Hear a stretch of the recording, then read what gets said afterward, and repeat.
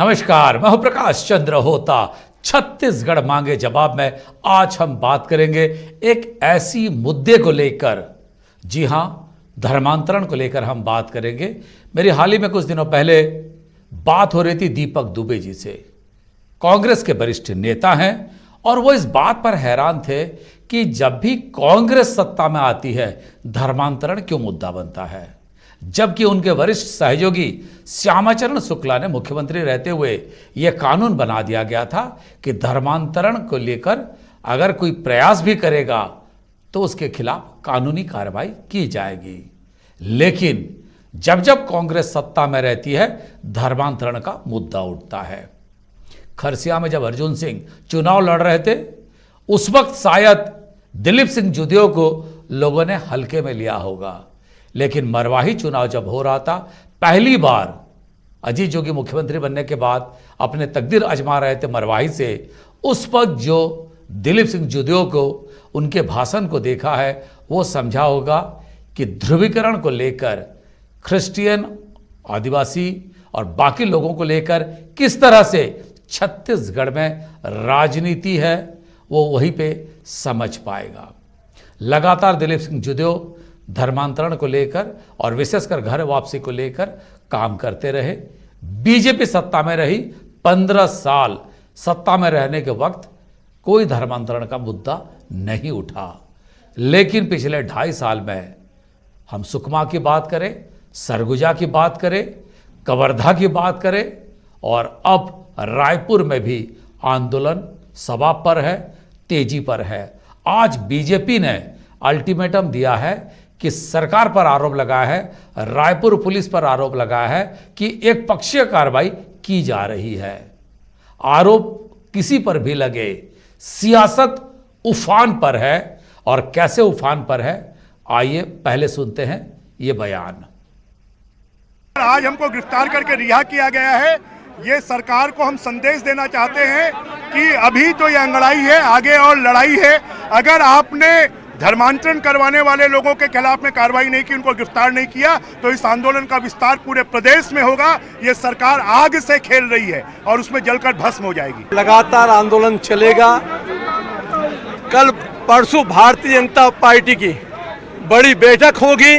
बैठक में फिर निर्णय करेंगे नीचे स्तर तक जा करके। जब तक हम चैन से नहीं बैठेंगे जब तक वो पादरी को गिरफ्तार नहीं करेगी ये सरकार। भारतीय जनता पार्टी के पास कोई मुद्दा नहीं है, 15 साल में कोई काम नहीं किया, अभी कोई मुद्दा नहीं है तो धर्मांतरण बात कर रहे हैं। धर्मांतरण हमारा सरकार आने के बाद पूरी तरह से बंद है। और भारतीय जनता पार्टी में 15 साल में जितना धर्मांतरण हुआ है अभी कांग्रेस के 2.5 साल के अंदर कोई ऐसा मामला नहीं है। और ऐसा मामला होगा तो हमारे प्रदेश का कानून और देश का कानून के अंदर काम करेंगे।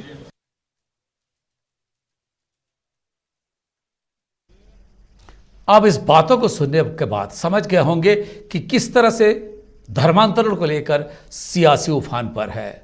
मुख्यमंत्री भूपेश बघेल कहते हैं बीजेपी के शासनकाल में प्रदेश में जितने चर्च बने हैं उतने कभी नहीं बने होंगे और वो इसका लेखा जोखा भी प्रस्तुत बहुत जल्द करने की बात कही है।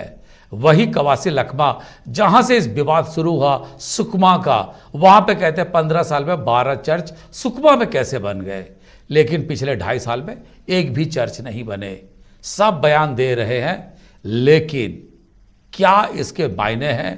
इस धमकी या अल्टीमेटम का क्या सियासी मतलब निकाला जाए या ये कानून व्यवस्था का मसला है? सारी बातों को लेकर चर्चा करेंगे। आज हमारे साथ रहेंगे 3 वरिष्ठ मेहमान। हमारे साथ रहेंगे सुरेंद्र शर्मा, कृषक कल्याण परिषद के अध्यक्ष हैं। साथ ही रहेंगे श्रीचंद सुंदरानी, बीजेपी के रायपुर जिला के अध्यक्ष हैं, वरिष्ठ बीजेपी नेता, पूर्व विधायक भी हैं। साथ ही जाने माने पत्रकार राम अवतार तिवारी जी भी हमारे साथ रहेंगे। चर्चा की शुरुआत करूंगा मैं सुरेंद्र शर्मा जी से। शर्मा जी, पहले तो आपको बहुत बहुत बधाई हो, आपको कैबिनेट मंत्री का दर्जा मिला है। निश्चित रूप से ये अच्छी बात है कि एक किसान, एक खेती किसानी को इस तरह से सम्मान दिया जा रहा है। लेकिन मेरा सवाल आज किसानों को लेकर नहीं है, धर्मांतरण को लेकर है। जिस तरह से ये मुद्दा उठाए जा रहे हैं, क्या ये सियासी है, कानून व्यवस्था है, रायपुर पुलिस की अपारगता है? किस तरह से देखती है आपकी सरकार? देखिए होता जी, भारतीय जनता पार्टी का एक बड़ा ही लोकप्रिय विषय है ये धर्मांतरण का, चाहे मुद्दा हो, चाहे हिंदुत्व का मुद्दा हो, हिंदू मुसलमान का मुद्दा हो। भारतीय जनता पार्टी कभी विकास की बात या उन्नति की बात या रोजगार की बात या खेती की बात, इन सारी चीजों की बजाय इस बात पर ध्यान देती है, क्योंकि ये देखिए क्या है कि घृणा की जो शक्ति है वो बहुत ही शक्तिशाली है। और इस आधार पे भारतीय जनता पार्टी के सामने आज छत्तीसगढ़ में सबसे बड़ी चुनौती ये है कि किस मुद्दे को लेकर के जाएं। राजनीति में आने वाले समय में जिस तरह से छत्तीसगढ़ की सरकार ने पिछले 3 सालों में किसानों के साथ में खड़े होकर के जो मदद की है, और छत्तीसगढ़ की संस्कृति, सभ्यता, बोली, भाषा, खान पान, व्यंजन, लोक संस्कृति, तमाम इन चीजों को जिस तरह से बल मिला है, इससे भारतीय जनता पार्टी हो गई है मुद्दा विहीन। और इसलिए अब ये इनके सामने एकमात्र तरीका रह जाता है कि हम किसी तरह से धर्म को लाएं। अब चूंकि छत्तीसगढ़ में हिंदू मुसलमान का मुद्दा चल नहीं सकता क्योंकि इतनी संख्या है नहीं, इसलिए भारतीय जनता पार्टी इस विषय पे आ रही है कि धर्मांतरण के मुद्दे को खूब जोर शोर से उछाला जाए। और जैसा कि गोयबल्स के सिद्धांत के हिसाब से काम कर रहे हैं कि बार बार एक ही बात को बोलो, सब मिलके बोलो, जोर से बोलो, बार बार बोलो, ताकि लोगों को यकीन लगने लगे कि वास्तविक में छत्तीसगढ़ में धर्मांतरण हो रहा है। जबकि वास्तविकता ये है कि अभी तक तो भारतीय जनता पार्टी के किसी भी नेता ने एक भी सबूत नहीं दिया। ठीक है सुंदरानी जी, सुरेंद्र शर्मा जी कह रहे हैं कि आपने एक भी सबूत नहीं दिया, बीजेपी ने कहीं प्रस्तुत नहीं की। मंत्री कवासी लखपा कह रहे हैं क्योंकि आपके पास कोई मुद्दा नहीं है, इसीलिए अपने प्रिय मुद्दा धर्मांतरण को आप उछालने की कोशिश कर रहे हैं। शर्मा जी को मैं भी बधाई देता हूं, उनको आज कैबिनेट मंत्री का दर्जा मिला। आपने जैसा बताया उनको मेरी तरफ से बहुत शुभकामनाएं हैं। लेकिन भारतीय जनता पार्टी के पास मुद्दों की कमी नहीं है। 36 वादे इन्होंने जो किए थे, 36 के 36 वादे इन्होंने पूरे नहीं किए। चाहे बेरोजगारी मुद्दे, बेरोजगारी भत्ते की बात करें, शराबबंदी की बात करें, प्रॉपर्टी टैक्स हाफ करने की बात करें, या अन्य सारे मुद्दों की बात करें, निराश्रित पेंशन की बात करें, बिजली बिल हाफ की बात करें, 12% 14% बिजली की दरें बढ़ा दी, इन सारे मुद्दों से हटके धर्मांतरण। लेकिन आज जिस तरह से उग्र आंदोलन आपने धर्मांतरण पर किया, ना आपने निराश्रित पेंशन को लेकर कभी किया, ना पीडीएस को लेकर किया, ना अन्य मुद्दों को लेकर किया। लगातार आंदोलन चल रहे हैं, लेकिन ये धर्मांतरण का मुद्दा बड़ा महत्वपूर्ण मुद्दा है। 4 तारीख को हम ज्ञापन देते हैं जिला पुलिस अधीक्षक को, 5 तारीख को हम थाने में जाके प्रमाण प्रस्तुत करते हैं, पादरी को बुलाया जाता है, धर्मांतरण कराने वालों को बुलाया जाता है, वहां मेहमान नवाजी थाने में की जाती है, उनको चाय बिठा के पिलाया जाता है। हमारे लोग FIR दर्ज करने जा रहे हैं धर्मांतरण के खिलाफ, और लेकिन हमारे ही कार्यकर्ताओं के खिलाफ FIR दर्ज हो जाती है। जो पादरी धर्मांतरण कराने जाता है वो मीडिया को बयान दे रहा है कि हम धर्मांतरण कराएंगे, हम धर्मांतरण करते हैं और आगे करते रहेंगे क्योंकि संविधान की धारा हमको इजाजत देती है।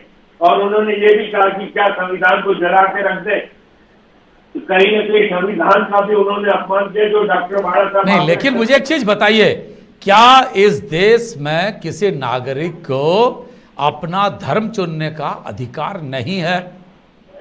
आदरणीय होता है कि निश्चित रूप से हर आदमी को अपना धर्म चुनने का अधिकार है, धर्म परिवर्तन करने का अधिकार है, लेकिन धर्म परिवर्तन प्रलोभन के आधार पर कराया जाए। गरीब भोले वाले आदिवासी हो या गैर आदिवासी हो, गरीबी को देखते हुए उन्हें प्रलोभन देकर अगर धर्मांतरण कराया जाएगा तो क्या भारतीय जनता पार्टी आपसे आधे बैठे रहे? हम प्रमाण की बात करते हैं, हमने हलफनामा दिया। बिल्कुल ठीक है, बिल्कुल ठीक है। छत्तीसगढ़, सुंदरानी जी, छत्तीसगढ़ धर्म स्वतंत्रता अधिनियम या कानून जो बना है उसी के तहत कोई भी किसी को प्रलोभन देकर अगर धर्म परिवर्तन करने की कोशिश करता है तो उसके ऊपर कानूनी कार्रवाई की जाएगी। बीजेपी को लेकर कांग्रेस ये आरोप लगा रही है कि अभी तक अगर आपके पास कोई सबूत है इस तरह के चीज़ों का तो उसका सबूत लेकर थाने में एफआईआर क्यों दर्ज नहीं हो रही है? या आप थाने में अपराध या थाने में एफआईआर क्यों दर्ज नहीं करा रहे हैं? सुंदरानी जी, 4 तारीख को एसपी को ज्ञापन देते हैं, 5 तारीख को थाने में एफआईआर दिखाने जाते हैं, वो हमारी स्वीकार नहीं की जाती है। हमने हलफनामा प्रस्तुत किया, बार बार ये कांग्रेस के लोग कहते हैं कि हमारे पास प्रमाण नहीं है। जब हम हलफनामे के साथ वहां पे गए तो निश्चित रूप से कार्रवाई होनी चाहिए। वो वीडियो भी उपलब्ध है जिसमें पादरी और उनके सहयोगी इस बात को दृढ़ता से कह रहे हैं कि हम धर्मांतरण कराएंगे, हम धर्मांतरण कराते हैं और हमको संविधान इजाजत देता है क्या, लेकिन प्रलोभन देके धर्मांतरण कराने का अधिकार किसने दिया है? सुरेंद्र जी, जी क्या कहेंगे इस आरोप को लेकर? नहीं, मैं एक ही बात कहना चाहता हूँ कि अभी हमारे साथी आदरणीय सुंदरानी जी ने कहा कि संविधान को जलाने की बात कर रहे थे पादरी, यह आपत्तिजनक बात है। तो मैं ये पूछ रहा हूँ कि आप लोगों ने संविधान का कदर किया क्या? क्या आपको कौन सा संविधान इजाजत देता है कि आप थाने में घुस करके वहां पर के जो मुलजिम है या जो आरोपी है या जिससे पूछताछ की जा रही है उसके साथ मारपीट करें? क्या आप सरकार के थाने में घुस करके इस तरह से जो धक्का मुक्की करेंगे, जिस तरह से कार्रवाई करेंगे, इसकी इजाजत कौन सा संविधान आपको देता है? क्या आप जो करेंगे तो आप संविधान से ऊपर हैं क्या? छत्तीसगढ़ में जैसे माननीय होता जी ने बताया कि हमारे माननीय मुख्यमंत्री जी ने साफ साफ शब्द में कह दिया है कि अगर बलात्, जबरदस्ती, प्रलोभन दे करके, धोखा दे करके अगर किसी का धर्मांतरण किया जाएगा तो एक भी सबूत प्रस्तुत कीजिए, उसके खिलाफ कार्रवाई की जाएगी। मगर वास्तविकता ये है होता जी कि भारतीय जनता पार्टी इस बात से चिंतित नहीं है कि धर्मांतरण हो रहा है।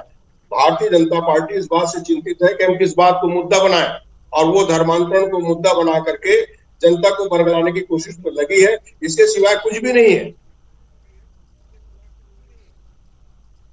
जी। लेकिन एक बात तो यह तय है कि सियासत में जो भीड़ जुटा पा रही है, जिस मुद्दे को लेकर आगे बढ़ रही है, लगता है आपको कि कांग्रेस उसकी काट निकाल पा रही है? क्या कहेंगे सुरेंद्र जी? लगता नहीं मुद्दे को लेकर बीजेपी थोड़ा हावी दिख रही है? काट निकालने की आवश्यकता नहीं है होता जी। हमको छत्तीसगढ़ की जनता पर, यहाँ की समरसता पर, यहाँ की संस्कृति पर, यहाँ की सभ्यता पर पूरा विश्वास है। लोग इस बात को बहुत अच्छी तरह जानते हैं। तमाम जो लोग हैं अपने अपने घरों में रहते हैं, हिंदू धर्म का पालन करते हैं, सबके यहाँ कथा वार्ता पूजा होता है, सब तीर्थाटन करते हैं, राम वन पथ का निर्माण हो रहा है। तो छत्तीसगढ़ की जनता को बरगलाना इतना आसान नहीं है।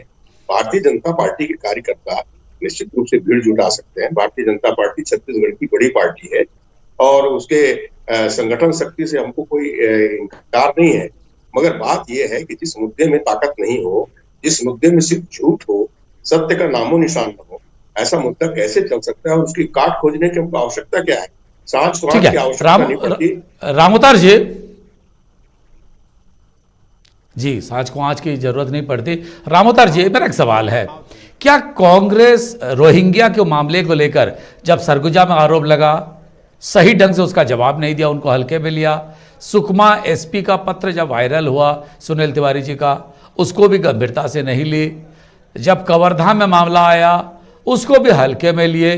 क्या उसी का परिणाम है कि आज धर्मांतरण को लेकर बीजेपी एक बड़ा मुद्दा बनाने में सफल हो गया?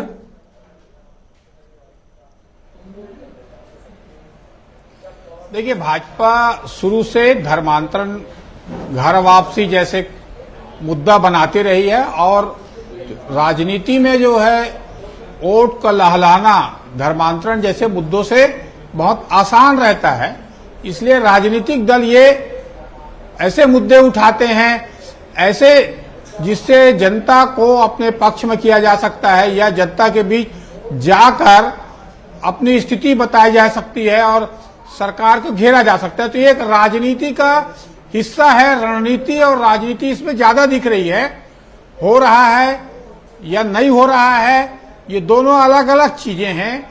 धर्म एक निजी मामला नहीं, है। लेकिन दूसरा, अगर जबरिया धर्म परिवर्तन कोई भी कराता है तो सख्ती से कार्रवाई होनी चाहिए। एक बात मुझे बताइए, जो बातें कही जा रही है जो बिना कहे, कि एक आरोप लग रही है कि बीजेपी इसके जरिए ध्रुवीकरण की राजनीति करने की प्रयास कर रही है। छत्तीसगढ़ की जो फिजा है, इसमें क्या आपको लग रहा है इतनी तादाद में है जो अन्य जाति है हिंदू के बनाम में, कि वो ध्रुवीकरण की स्थिति बने, उसमें कोई राजनीतिक फायदा हो? राम अवतार जी, देखिए, धर्म जैसे मुद्दों को लेकर भाजपा को फायदा होते रहा है। भाजपा इस तरह के मुद्दे शुरू से उठाती रही। जब 2 सीट से आज भी वो का प्रमुख एजेंडा तो धर्म रहा है, हिंदुत्व रहा है, तो ये लड़ाई वो लड़ती रहती है और इस लड़ाई से उसको फायदा होता है। और एक बड़ा वर्ग जो है वो हर समय उसके साथ रहती है कि ये भाजपा ही इस तरह के मुद्दे उठाती है।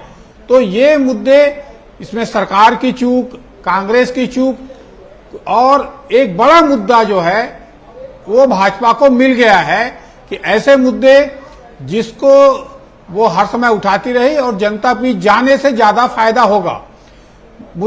असली बात यह है होता जी कि धर्म अब जो है वर्चस्व की लड़ाई हो गई है, बड़े समूह की लड़ाई हो गई है, और धर्म के जरिए किस तरह से लोगों को एकत्रित किया जा सकता है।